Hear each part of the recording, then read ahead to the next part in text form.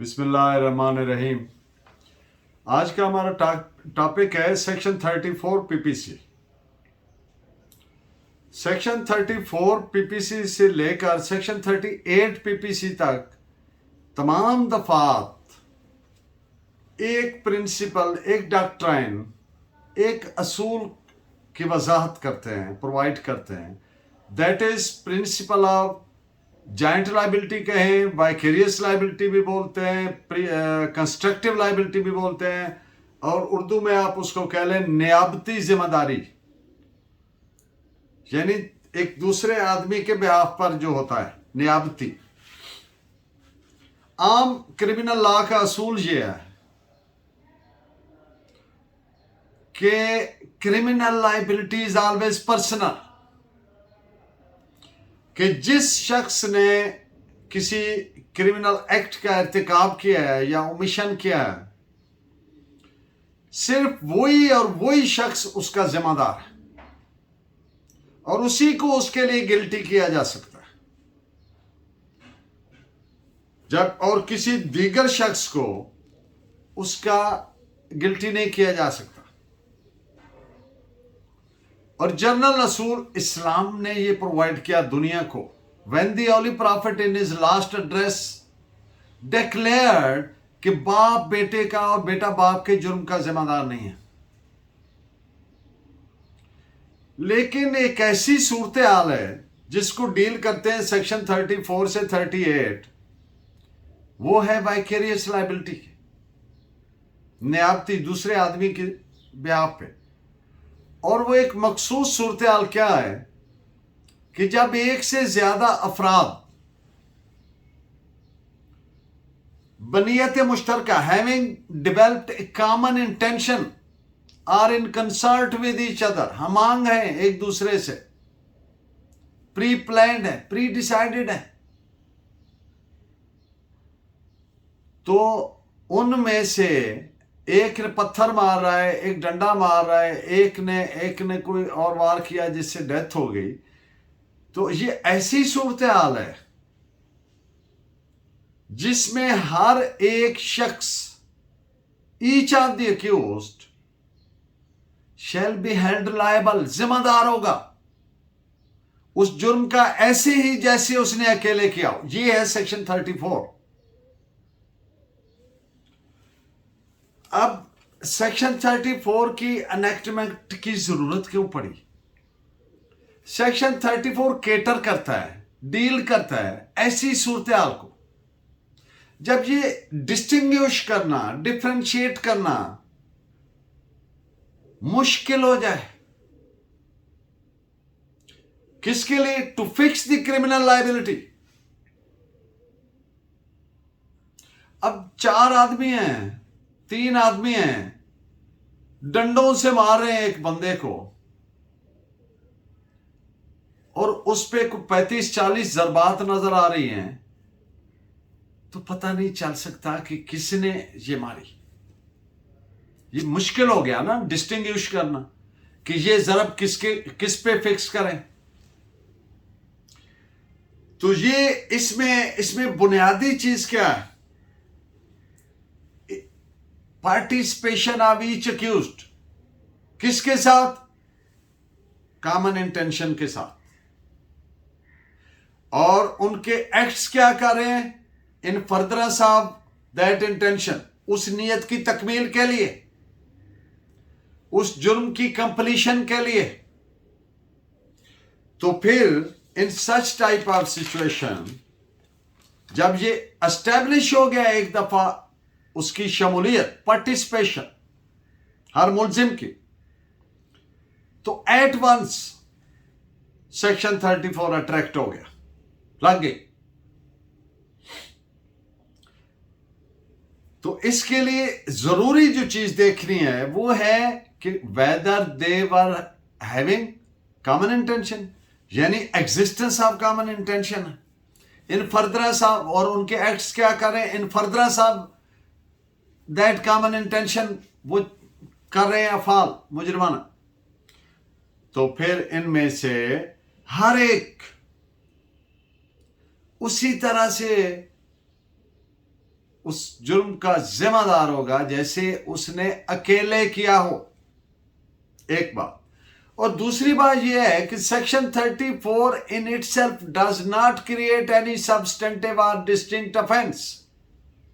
कोई आज खुद ये जुर्म नहीं पैदा करती है और ना ही कोई रूल ऑफ एविडेंस क्रिएट करती है, बल्कि सिर्फ एक प्रिंसिपल ऑफ जॉइंट और विकेरियस और नियाबती और कंस्ट्रक्टिव लायबिलिटी देती है। ये सारे अल्फाज इसके लिए इस्तेमाल होते हैं। तो ये जो मैंने गुजारिशात आपके सामने की, इस पे 2 सुप्रीम कोर्ट की जजमेंट्स हैं, वो आप नोट फरमा लें। उनमें तमाम इन डिटेल आपको ये सारी बातें अवेलेबल मिलेंगी। PLD 2001 supreme court 378 and PLD 1983 supreme court 35। Foundation of constructive और विकेरियस लायबिलिटी और जॉइंट लायबिलिटी, इसकी बुनियाद क्या है? That is the common intention. उसकी एग्जिस्टेंस को कोर्ट ने एसरटेन करना है। किसी भी मुजरिम को इसके बगैर सजा नहीं दी जा सकती कि क्या ये जो मुल्जिमान हैं इनके बीच में एग्जिस्ट करती है कॉमन इंटेंशन, और ये इनके जो एक्ट्स हैं, अफाल हैं या ओमिशंस हैं, those are being committed or done in furtherance of that common intention। तो जब इन एक्ट्स की तकमील के लिए जुर्म मुकम्मल हो गया, सरजद हो गया, तो फिर सब ऐसे जिम्मेदार ये नहीं कह सकता कि ये पत्थर मार रहा थे सर पे और मैंने पांव पकड़े हुए थे। तो पांव पकड़ने वाला ये नहीं कह सकता पत्थर तो इसने मारे और उस पत्थर से स्कल फ्रैक्चर हुआ। फिर जिसने पांव पकड़े हुए हैं तो वो भी उसी तरह से जिम्मेदार है जैसे उसने अकेले वो सारा जुर्म किया। इस पे आप एक इंडिया की सुप्रीम कोर्ट का फैसला लिखें, बड़ी सेलिब्रेटेड जजमेंट है, AIR 1971 supreme court 885। Word intention जो है, नियत, आप जानते हैं intention is always a state of mind. तो आम तौर पर इसको गैदर करना, इंफर करना आसान नहीं होता, लेकिन कानून इसको कैसे प्रिज्यूम करता है, कैसे इंफर करता है, उस जुर्म के तमाम फैक्ट्स एंड सरकमस्टेंसेस को सामने जब रखा जाता है तो ये बात खुल के सामने आ जाती है कि ये इनकी इंटेंशन क्या थी। मीनिंग देयर बाय कि intention is always gathered from the surrounding facts and circumstances of the case.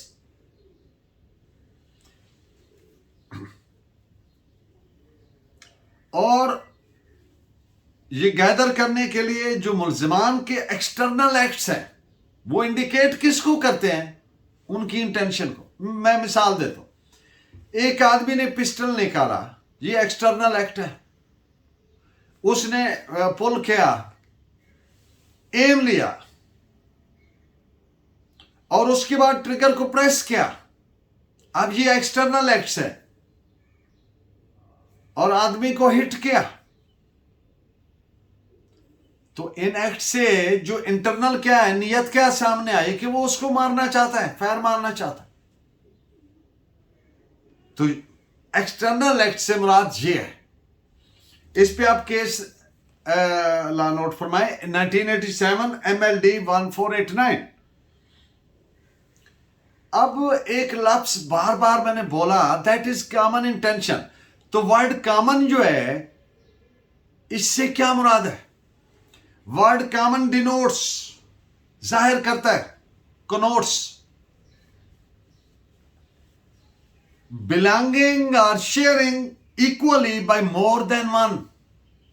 जब एक से ज्यादा आदमी वही ख्याल अपने जेहन में रखते हैं, where more than one minds meet in doing, किसके लिए?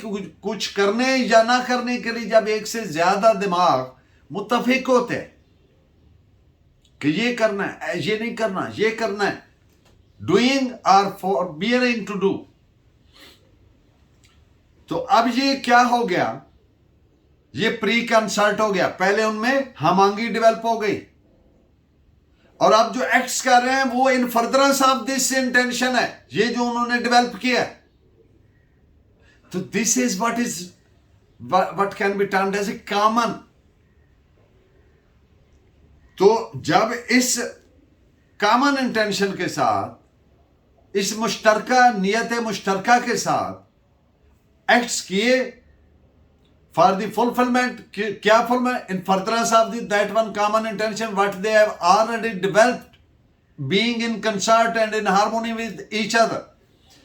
तो ये जुर्म इर्तिकाब हो गया। अब इसकी जो नीयत है, अब इसकी जो लायबिलिटी है, दैट एनोर्स, नाफिज करती है क्रिमिनल लायबिलिटी किस पर, हर ईच मुलजिम, हर एक मुलजिम पर, ऐसी जैसे उसने अकेले किया।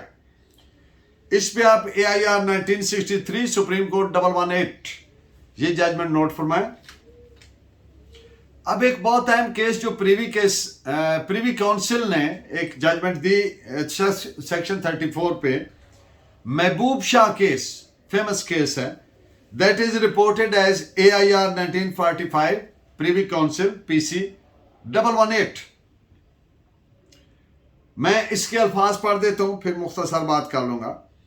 Section 34 enacted a principle of joint liability in the doing of a criminal act. The essence of that liability was to be found in the existence of common intention, animating the accused. अब ये 3-4 लाइनों में क्या बात कर रही है Privi council कि पहली बात कि सेक्शन 34 हमें एक प्रिंसिपल देता है वाइकेरियस और जॉइंट लायबिलिटी का, और इसकी रूह क्या है, लुबा खुलासा क्या है सेक्शन 34 का, वो है कि वो लायबिलिटी, वो criminal liability was to be found किस में, in the existence of common intention, animating the accused, जो मुलजिम को, वो कुव्वत मुहर्रिका जो एनिमेट करती है, तहरीक देती है मुलजमान को, किसके लिए, इर्तिकाब जुर्म के लिए, किसी मुजरिमाना फेल के करने के लिए, और इन फर्दरेंस ऑफ दैट इंटेंशन, और उसकी कोई वो जो जुर्म का इर्तिकाब करते हैं in furtherance of that common intention. तो जब ये साबित हो गया तो section 34 at once gets attracted, लग जाते सक्सेसफुली, और इसके लिए सजा देने के लिए ये साबित करना जरूरी है कि ये सेक्शन 34 प्रूव होती है, लगती है। एक और जजमेंट है